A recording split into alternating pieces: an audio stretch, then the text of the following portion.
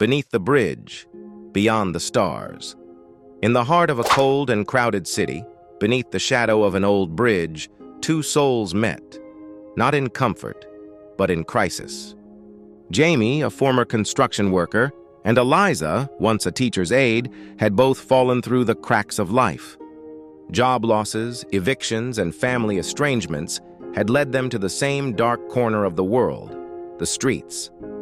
It was under the rusting beams of the 9th Street Bridge that Jamie first saw her. Eliza sat huddled in a worn-out army jacket, her back to the graffiti-covered concrete, clutching a thermos that had long run out of warmth. Jamie offered her half of his sandwich and a smile. She hesitated. "What's in it?" she asked, her voice guarded. "Hope," Jamie said with a shrug. "And maybe a little peanut butter." That joke broke the silence between them.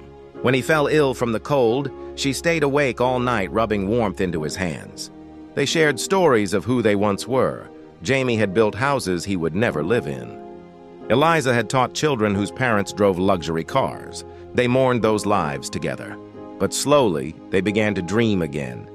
Not of palaces or riches, but of small things. A warm room, a front door that locked, a kitchen where they could make soup. One rainy night, Eliza convinced Jamie to go with her to a nearby shelter. It was there that a social worker named Melanie saw something in them, a spark of fight, of dignity. Melanie referred them to a transitional housing program. It wasn't much, a tiny shared room in a rundown apartment building, but it had hot water, a door, and a bed. Jamie cried the first night they slept under a real roof again.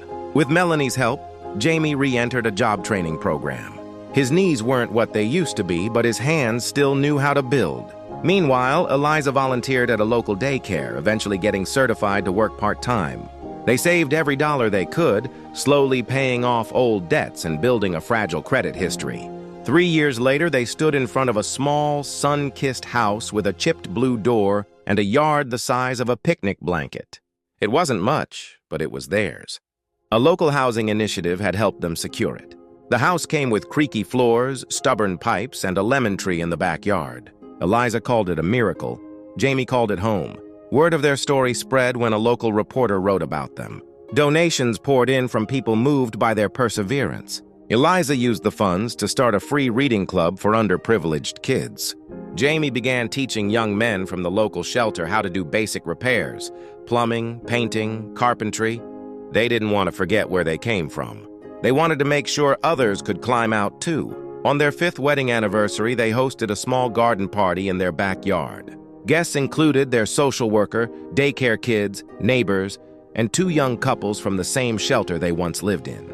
Eliza wore a sunflower in her hair. Jamie grilled hot dogs and cracked his usual peanut butter joke. As the sun set over the little blue house, Eliza looked at Jamie and whispered, "We were once just 2 people under a bridge. And now," he said, wrapping his arm around her, "we're building our bridge for others. From cardboard beds to painted walls, from discarded dreams to a life rebuilt, not with gold, but with grit, grace, and love."